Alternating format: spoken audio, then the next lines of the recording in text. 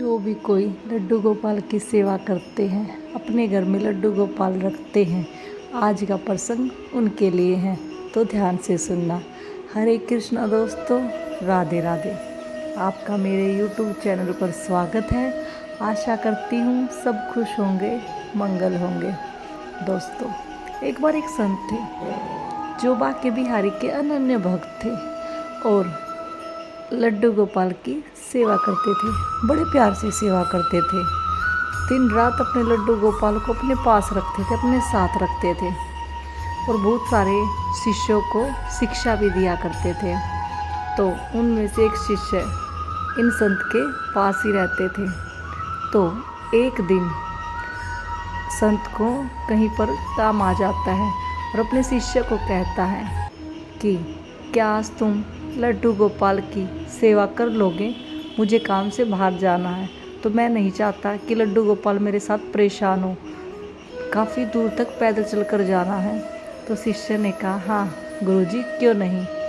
शिष्य तो इसी की ताक में था कि कब मेरे गुरुजी को कोई काम हो, कब मेरे गुरुजी मुझे कोई कार्य सौंपे और कब मैं अपने गुरुजी के लिए कुछ कार्य करूं। तो अब शिष्य प्रतिदिन देखा करते थे कैसे गुरुजी लड्डू गोपाल की सेवा करते हैं। तो अब गुरुजी कहते हैं, संत कहते हैं कि बेटा मुझे सुबह जल्दी निकलना है, तो मैं निकल जाऊंगा।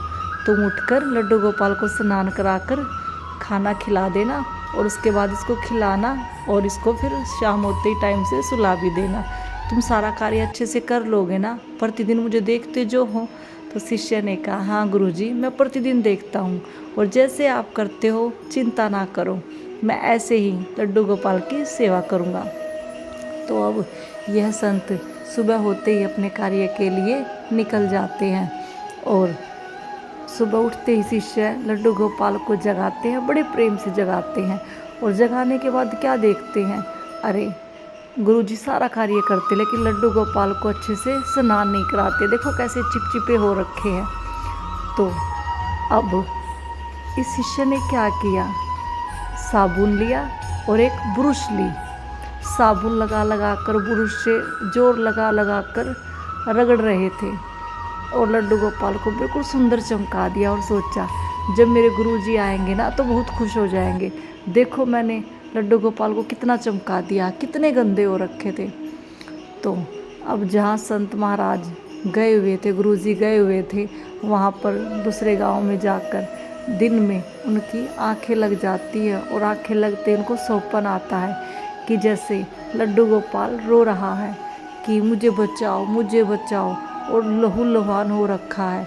यह सौंपन देखते ही गुरुजी बड़े ही चिंता में हो जाते हैं कि मेरे लड्डू गोपाल के साथ क्या हुआ, मुझे ऐसे लहू लुहान क्यों दिखाई दिए।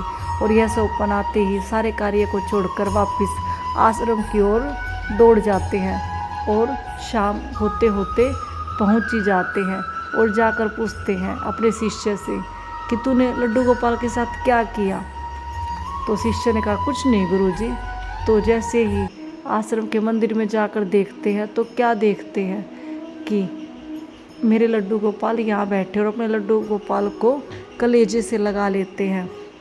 इतने में शिष्य कहता, गुरुजी देखो कितने गंदे हो रखे थे लड्डू गोपाल, आज मैंने इनको बहुत अच्छे से स्नान कराया है और बिल्कुल अच्छे से चमका दिया। तो गुरुजी ने पूछा, तूने कैसे चमकाया?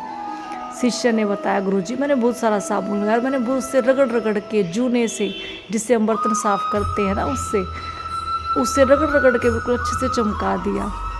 तो गुरुजी ने एक तमाचा लगाया अपने शिष्य को और कहा, तुझे ऐसे साबुन लगाकर ब्रश से रगड़ूं मैं, कितना दर्द होगा। तूने मेरे लड्डू गोपाल को कितना परेशान किया है, मैं तेरा अब क्या करूं। मेरा लड्डू गोपाल कितना रोया होगा। यह सब बातें सुनकर शिष्य तो परेशान हो जाता है और सोचता है, भला मूर्ति को भी भला दर्द होता है, लहू लुहान कैसे हो सकती है मूर्ति, ये मेरे गुरुजी भी ना। लेकिन दोस्तों हकीकत मानिए, वो सपन कोई झूठ नहीं था। हकीकत में जब हम अपने ईश्वर को अपने पास पूरे विश्वास के साथ रखते हैं तो वो हमारे साथ रहते हैं, बिल्कुल वास्तविक रहते हैं।